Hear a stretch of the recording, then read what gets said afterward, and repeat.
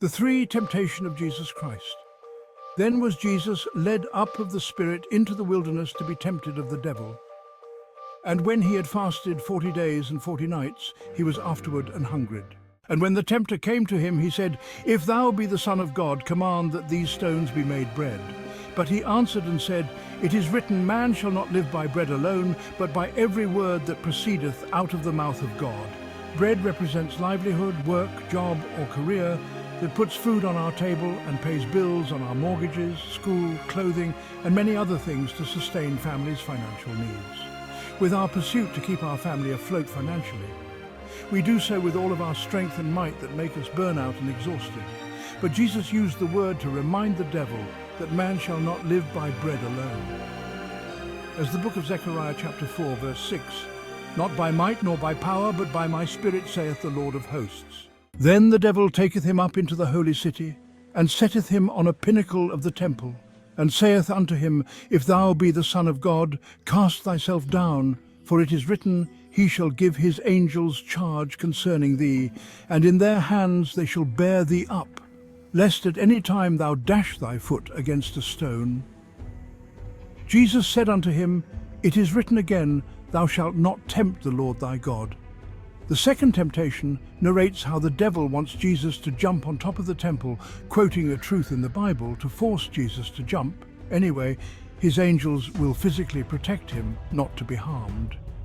The second attack of the devil is an attack on health and protection.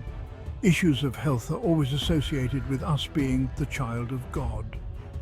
We Christians feel ashamed and guilty if we become sick, a spirit of condemnation whispering in our ears telling us that we are sick because we fall short on our faith and we do not deserve God's protection and healing. When Adam and Eve sinned by eating the fruit of good and evil, they hid from God, and God called them. Adam answered, I heard you, God, but I am afraid because I am naked. And God answered, Who told you that you are naked? Genesis chapter 3 verses 9 to 11. Who told you that you would not recover from your deathbed? Who told you that God abandoned you? Who told you that you are not worthy to be called a child of God? You may be the worst sinner, and nobody does not amount to anything, but you cannot stop God from loving you. Even if you are the only one left in this world, Jesus would still come and let him be crucified.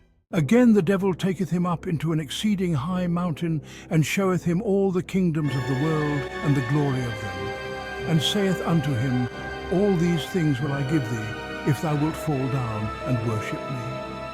The third temptation of Jesus Christ deals with men's longing for recognition.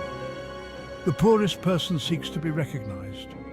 A rich person wants to be recognized, and to be recognized is the desire to be known, or to have a drizzle of worship to feel that you are valuable.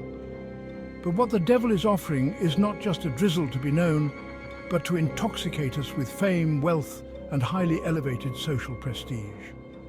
Mark chapter 8 verses 36 and 37 says, For what shall it profit a man if he shall gain the whole world and lose his own soul? Or what shall a man give in exchange for his soul?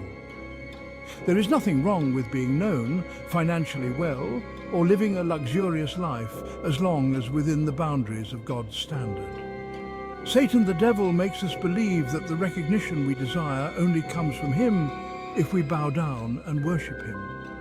Jesus said in Matthew chapter 6 verse 33, But seek ye first the kingdom of God and his righteousness, all these things shall be added unto you. Then saith Jesus unto him, Get thee hence, Satan, for it is written, Thou shalt worship the Lord thy God, and him only shalt thou serve.